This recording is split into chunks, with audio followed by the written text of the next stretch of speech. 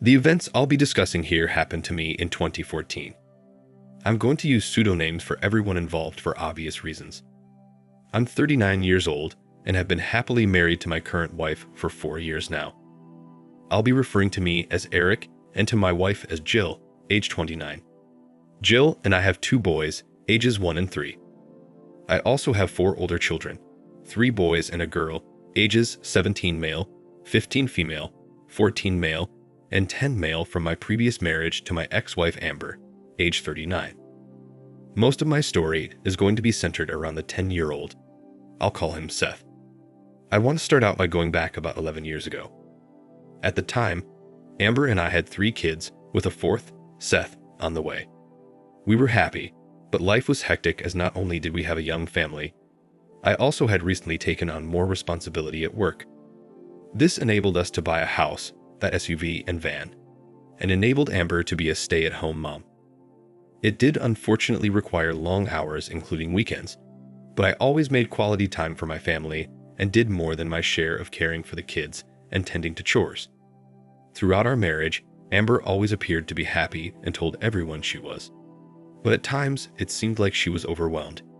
In those times, I always stepped in and did more, as did our parents and her sister. Whenever she needed a break, she could take one. What I'm saying is she had lots of help from all of us. I also want to make it known that having 4 kids was a mutual decision mostly driven by Amber. Amber gave birth to Seth, and everything was going well. Although things were even more crazy than before. Chaos was routine with us, and to add to the mix, Amber also got a puppy for our kids. This again was Amber's idea, as my 3 older kids wanted one and kept begging her for one. There was never a dull moment, as our home was always full of kids, a dog, and our extended families, and I loved it. As time went on, it was apparent that Seth didn't look like me, my wife, my other kids, or anyone in either of our families. He had blonde hair, vivid blue eyes, and a light complexion, while the rest of the family had black or dark brown hair, brown eyes, and darker skin, as both Amber and I are half Italian. I know this doesn't necessarily mean anything, but it stuck in my head for some reason. Our parents and friends occasionally even made jokes saying Amber must have had an affair with the postman or something like that. It was all in good fun, as they meant nothing by it, and we all just laughed. As time went on, Seth's features became more distinct.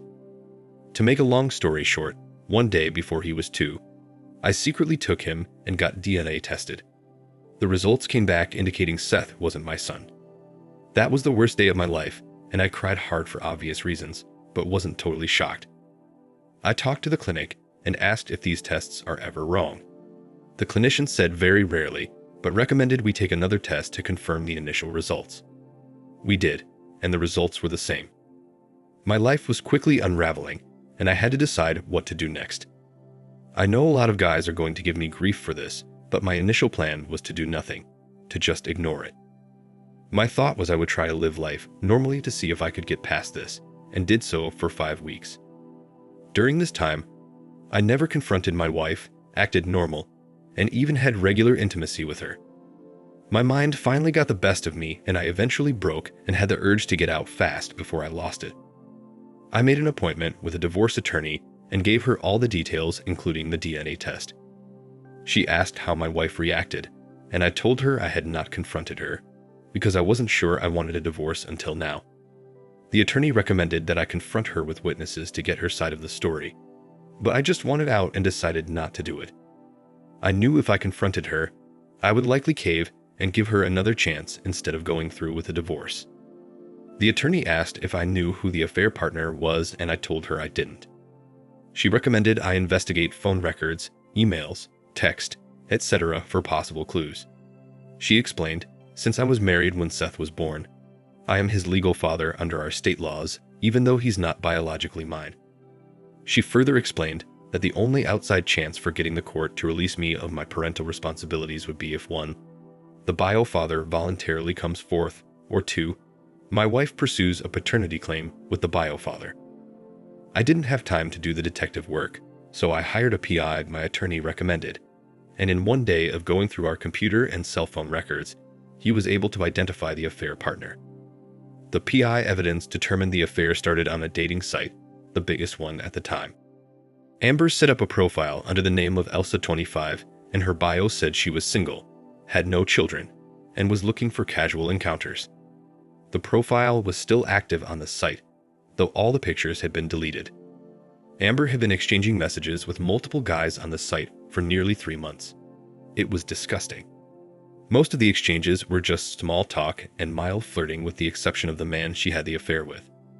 Let's call him Bob. He lived 23 miles away and worked the 3 to 11 p.m. shift at a factory. Like Amber, he was home during the day, so that's when they communicated and when they had their fun at his apartment. All their communications were done via the dating site. By the way, Seth looks just like Bob. Amber told him she didn't have a phone, claiming she lost hers and hadn't replaced it.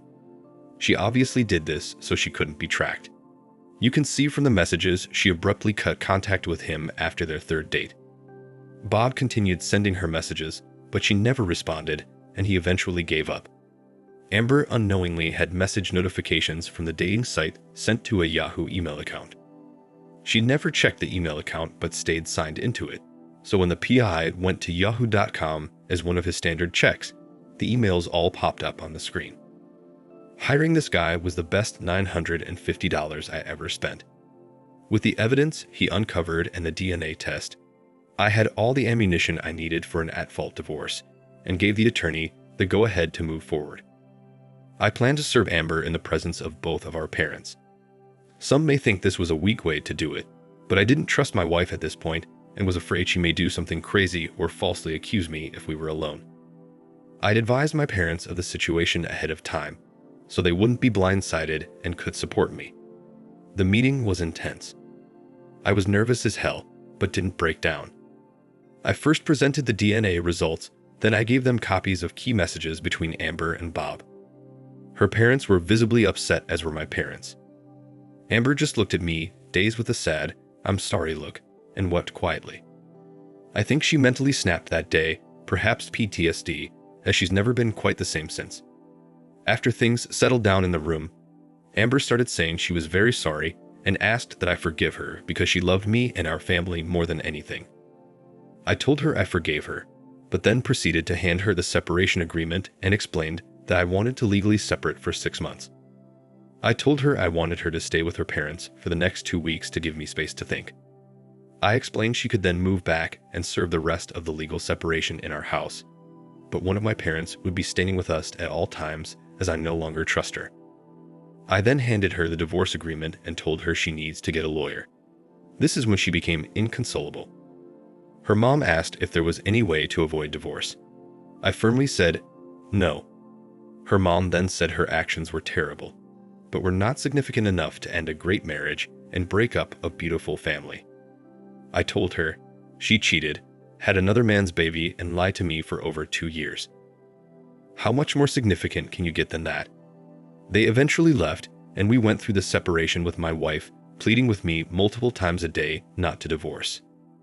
During the separation period, my attorney was able to connect with Bob. He was very apologetic, stating he didn't know Elsa, Amber, was married. He explained that he had no intentions of breaking up a family and barely had enough money to support himself. There was no way this guy could support a child. It was clear the idea of having him voluntarily assumed paternal responsibilities wasn't happening. As for the reason for the affair, Amber's sister told me Amber said she set up the dating profile just to get attention from men and had no intentions of cheating. She claims to have felt ugly after gaining weight after having 3 kids and wanted to see if other men still found her attractive. Note, never once did I ever criticize her weight or looks, and always told her she was beautiful, because to me she truly was. Jumping forward 8 months, and our divorce was final. My attorney petitioned the court to split assets evenly, but requested no alimony and child support only for my 3 biological kids, even though she knew the judge would likely not accept this. The judge said, since I am Seth's legal father, I would be required to pay child support for him as well. She did strike alimony from the settlement based on the infidelity and the affair child. She also let me keep the house as part of the settlement, but awarded Amber 51% primary custody. At the end of the verdict, the The judge asked Amber and I if we had any questions or comments. Amber said she just wanted to tell me again she was sorry, that she still loved me and hoped one day we'd be together again. I then spoke up and thanked the judge for her thoughtful verdict and for allowing me to speak. I then said the family court laws in our state are unjust and are totally biased against men. I asked how is it fair when a woman cheats, has a baby with another man, lies about it to her husband, and then not only does she get primary custody of his children, he is forced to pay support for a kid that's not even his.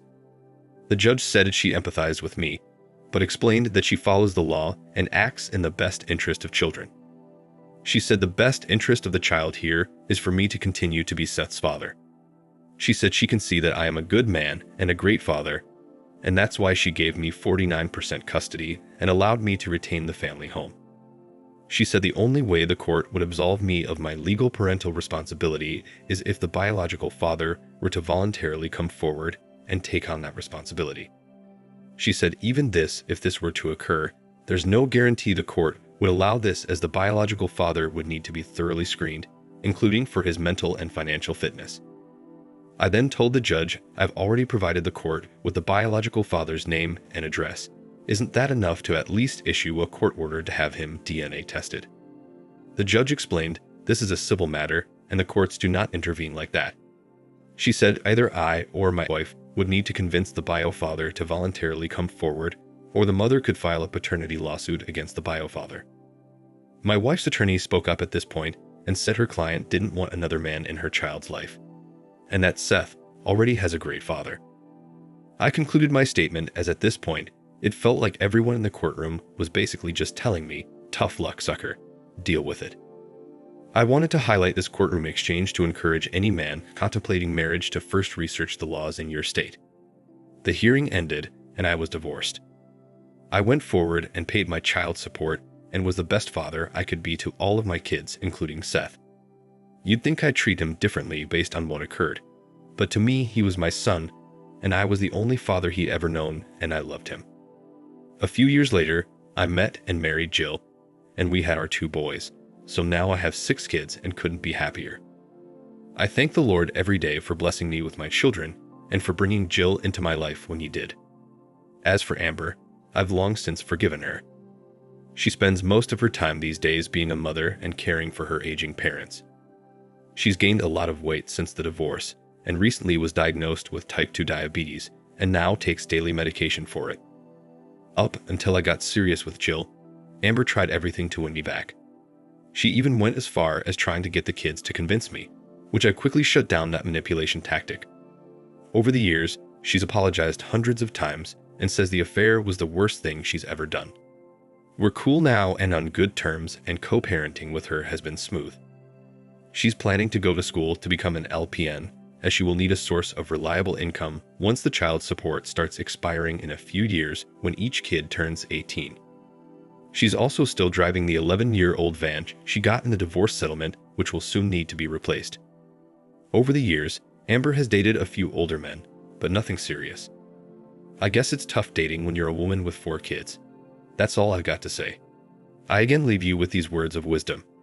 If you're a man who's thinking about getting married, first step back, cool your jets, and make sure you've got a good woman. Then check the family laws in your state before potentially making a decision you'll regret somewhere down the line. Thank you for watching.